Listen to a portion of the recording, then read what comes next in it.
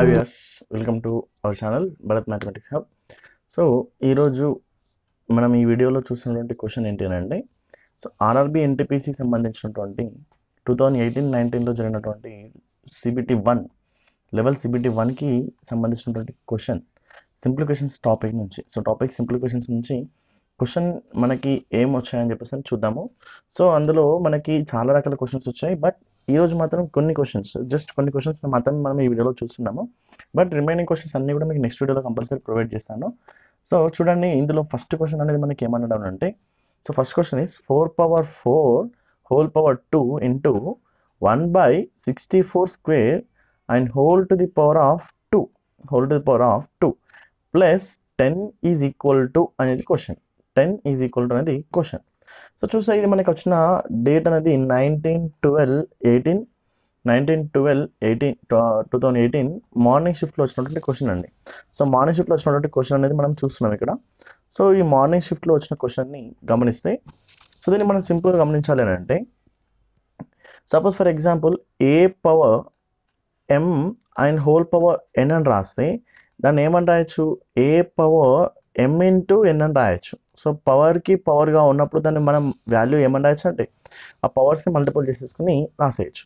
నా 4/4 whole power 2 ఉన్నదాన్ని నేను ఏమని రాస్తున్నా, 4/8 ఇంటూ 1/64/2ని వీ కెన్ రైట్ 64 యాజ్ 4/3 కదా.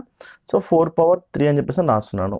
4/3 అని రాస్తున్నాను. అగైన్ పవర్ 2 ఉంది కాబట్టి 3కి పవర్ 2 అంటే ఈ 4/8 ఇంటూ 1/4/6 అని చెప్పేసి రాయొచ్చు. ఎందుకంటే 3 2s are 6 కాబట్టి. సో అదే మీకు ఒక స్లైడ్లో మీకు ఇక్కడ చూపిస్తున్నాను చూడండి. సో 4/4 ఇది మనకి ఇచ్చిన క్వశ్చన్ అయితే, సో దానిలో ఫస్ట్ స్టెప్ అనేది ఏం రాస్తున్నా అంటే, ఈ 4/4 ఇంటూ 2ని డైరెక్ట్ 8 అని రాసేసాను. 64ని వచ్చేసి 4/3 అని చెప్పేసి రాశాను. అండ్ పవర్లో 2 ఉంది. సో దాన్ని ఇంకా సింప్లిఫై చేసినప్పుడు నెక్స్ట్ స్టెప్లో ఏమైనా వచ్చింది, 4/8 ఇంటూ ఈ 3 ఇంటూ 2 అనే దాన్ని 4/6గా రాస్తే, జస్ట్ అబ్జర్వ్ చేయండి, ఇక్కడ 4 6 టైమ్స్ వచ్చింది, ఇక్కడ 8 టైమ్స్ వచ్చింది అని అంటే ఇంకా 4 2 టైమ్స్ మనకి పెండింగ్ ఉంది అని అర్థం. అంటే 4 స్క్వేర్ అనేది పెండింగ్ ఉంటుంది. 4 స్క్వేర్ అంటే 4 స్క్వేర్ 16. సో 4 స్క్వేర్ 16 ఇంటూ 1 అంటే 16. 4 స్క్వేర్ 16 ఇంటూ 1 అని అంటే 4 స్క్వేర్ 16 ఇంటూ 1 అంటే 16 వస్తుంది. 16 స్క్వేర్ అంటే 256 వస్తుంది. 256 ప్లస్ అండ్ వాల్యూ ఎంత ఉంది, 10 ఉంది కాబట్టి, సో వచ్చే వాల్యూ ఎంత అంటే 266 అనేది తీసుకోవాల్సిన ఆన్సర్. సో ఆప్షన్ ఏది తీసుకోవాలంటే డి అనేది ఆప్షన్ తీసుకోవాలి. సో ఇదే మనము ఫస్ట్ క్వశ్చన్కి ఇచ్చినటువంటి ఆన్సర్ ఏంటంటే 266 4th వన్ ఇస్ ద ఆన్సర్గా రాస్తున్నాము. ఓకేనా. సో ఇది మనం జాగ్రత్తగా చెక్ చేసుకుంటే, so very simple one, but కొంచెం క్వశ్చన్ని మనం చేసేటప్పుడు స్టెప్ బై స్టెప్ జాగ్రత్తగా చెక్ చేసుకోవాలి. ఓకేనా. సో ఇది first question. So coming to next question వచ్చేసి ఏమంటున్నాం చూడండి ఒకసారి. 6/6 plus √36 minus √144 is equal to అడుగుతున్నాడు. సో చూస్తే దీన్ని వచ్చేసి మనము ఏమని రాయొచ్చు అంటున్నా, 6/6 అని ఉంది. మరి 6/6 అంటే 6/6 అని అంటే దాని మీనింగ్ ఏంటి, ఈ 6/2 అనే దాన్ని పైకి తీసుకొస్తే 6 ఇంటూ 6 స్క్వేర్గా రాయొచ్చు. అంటే -2ని రెసిప్రోకేటింగ్ చేసి మనం 6/2 అని చెప్పేసి రాయొచ్చు. సో చూడండి, ఇక్కడ మీకు స్లైడ్లో మీకు ఇండికేట్ చేస్తున్నాను. సో క్వశ్చన్ ఏంటంటే, ఇక్కడ మనకి చూస్తే ఇక్కడ ఫస్ట్ స్టెప్ అనేది మనకి 6/-2 అని ఉంది.